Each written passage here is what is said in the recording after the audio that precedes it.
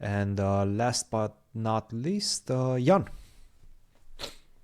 Yeah, so we discussed Hikaru, I who think we was more or one less of, discussed well, we everybody haven't else. obviously the winner we haven't discussed yet, but yeah, Jan. Um, so Jan is like, for me, one of the most interesting players in the tournament. First of all, because he won the previous two candidates. He has been only one of two players in the last three candidates, so it was me and Jan were the only players who have played all three of the last three. He won two of them, and he was leading this one from the second round until the 13th round when And not a he lot of lost. pundits saw him as one of the favorites going into the event. Yeah, it's of course you can say that's a mistake on their end. Like if someone wins the candidates twice, But and how they're young, likely is it that they're going to win the third time? Is the question. well, okay, the cards don't remember. Yeah. So of course those are only an indication of his strength, but that doesn't mean that he has lesser chance just because he won it in the past. Like it would be an anomaly, but the fact that he won in the past cannot logically mean that he has less chance in the future. It actually is the opposite, right? Yeah. Uh, if someone wins in the past, they've shown their potential, while someone who hasn't won, of course, they can win, but they haven't done it yet. And and Jan had this tournament where, if you look at the final result, he was actually the only player not to lose a game in Hmm. the tournament. Hmm. But if you look at his games, he actually had a lot of very, very dangerous moments. Yeah. I can just I mean, speak even about. the second game against Ali Reza, he was worse. Yeah, but that I wouldn't call it like that was worse, complicated worse, and maybe not even so much worse. Sure. But third round Gukesh, Yes. objectively maybe losing. Um, fifth round, sorry, Prague, objectively dead lost from the opening because he had forgotten his prep. Yeah. That was Against huge. Hikaru, borderline losing again from prep because he forgot his lines Hmm. accurately. Okay, not like losing, but very borderline. Uh, Against Ali Reza, borderline losing in round nine. Uh, and then against Vidit, objectively losing in round 11. And then in round 13 around 13, he was better against Hikaru, actually probably his biggest regret maybe at the end of the tournament. And then against me, dead loss. So did I say like six games where he was objectively lost or close to it? Close to that. Yeah. And he lost zero. So this cannot be an accident. He has to obviously have some skill, which I would maybe say the time format definitely helped him in that regard. He saved a lot of position because his opponents were getting down to their last few minutes and potentially um, not necessarily blundering, huge blunders, but definitely feeling the pressure of the clock. And I think this is perhaps a factor that hasn't been discussed as much. I feel the time control, the time format in general was very different than the tournaments that we're used to play, we're used to commentate and spectate. Um, no increment for the first time control makes a huge difference yeah. Yeah, well, this it's from a it's hard to say psychological exactly. perspective also. Yeah, the time control is very interesting and it certainly played a role. We can only guess which role it played, but it certainly did play a role. So time control was definitely interesting because no increment, right? So this has it's not just about the fact that if you get in time trouble, it changes things. Like we could see Gukesh against Ferrugia. Maybe that would be different with increment. But also the fear of getting in time trouble was heightened, which led definitely to some bad decisions. In I, I think you can point to many people who've done this. Like my last game against Gian, there was definitely a fear of time trouble in certain of my decisions. And I think a lot of the other games I could point to, like I felt this against Vidit when he was winning against me.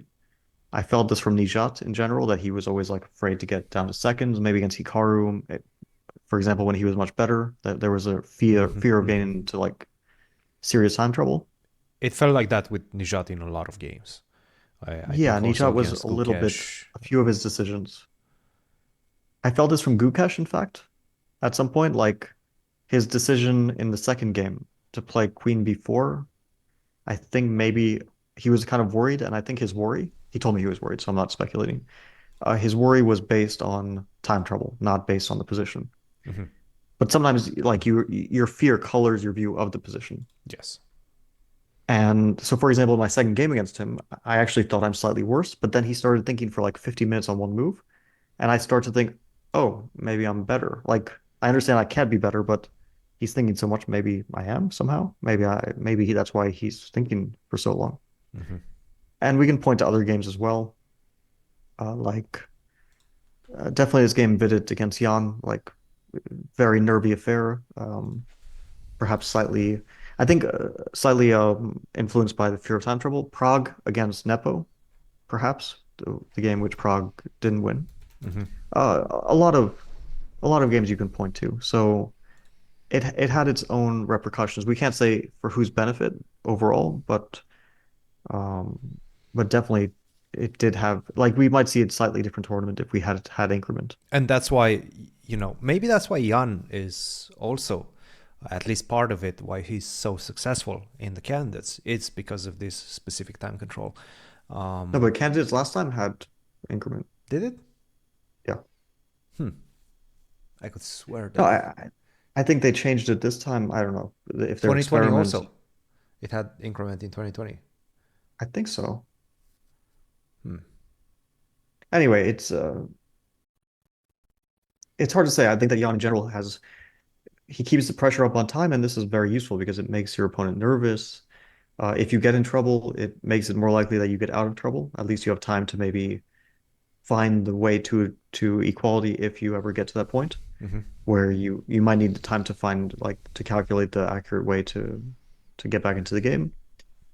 So having a reserve of time and also your opponent constantly being under pressure and giving your opponent less time to think on your turn, it's it's a useful tactic. Yeah. It also makes your opponents nervous and makes you more confident. On the downside, of course, you can play superficially if you constantly do this. So it's a peculiarity which works for him, but it might not work for others. But definitely makes him a difficult opponent to play against the fact that he's always playing very quickly and putting pressure. Yeah. Yeah. Yeah. And I think that's a key element to his success, especially in these candidates. Cool. All right. But overall, let's say that Jan, although we can say he had a +3 good score, everything, gained rating and so on, uh, he was amongst the most disappointed players at the end of the tournament. I think I was the most disappointed personally. I think I was the most like upset at the end, and Gukesh was obviously the happiest, and nobody else was really happy.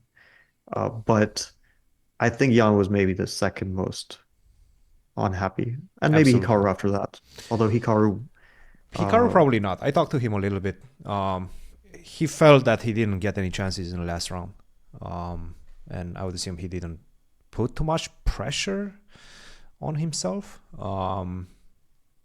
to prove an advantage with White. Even though I'm sure he wanted to, I guess he didn't feel he had a grip whatsoever on the position after no, missing he rook to didn't d1, after he allowing didn't have like b4 a basically. clear chance. Like I had a clear chance. I mean, I Right. was winning, then I would go to tie breaks, and then whatever would happen. But I would certainly have a pretty decent chance in tie breaks, right? But Jan didn't have a clear chance.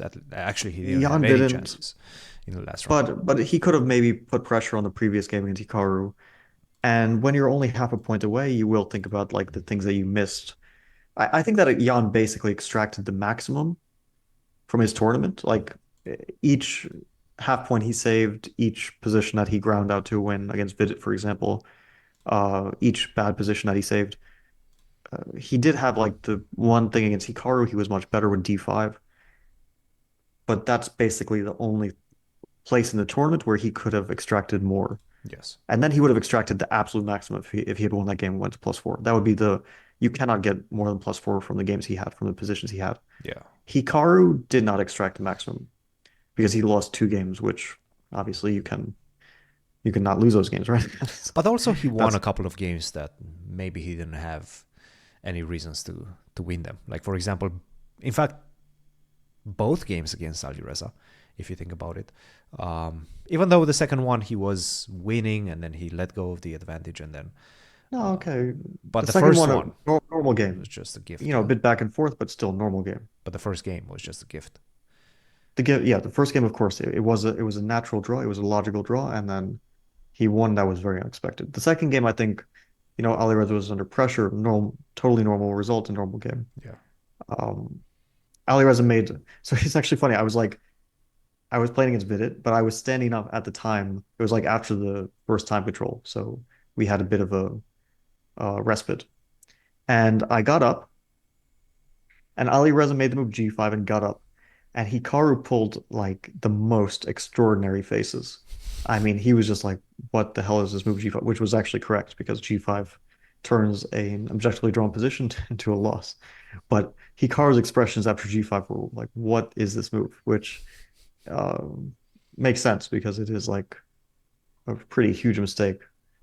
On the other hand, I wouldn't like have the same, I think, instant reaction that I went from like drawn to winning because it is kind of based on the fact that like G4 is very strong and there's some subtleties there. It's not like a simple position. Right.